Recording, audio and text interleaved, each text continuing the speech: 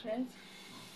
పసుపు కొంచెం లైట్గా పులిసిన ఇందులో షుగరు కలుపుకొని దోశలా వేసుకోండి.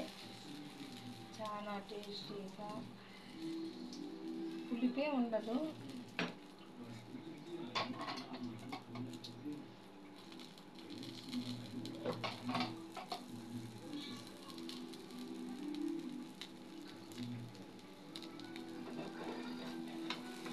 చూడండి, చాలా ఈజీగా కూడా వచ్చేస్తుంది దోశ.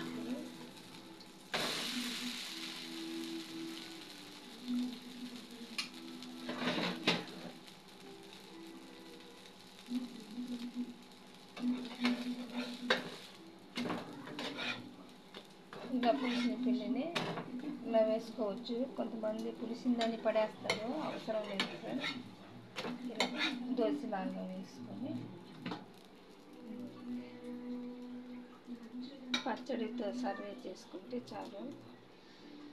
కారము, పచ్చడి, పసుపు, పుల్లటి దోశలు, పుల్లటి పిండితో దోశలు.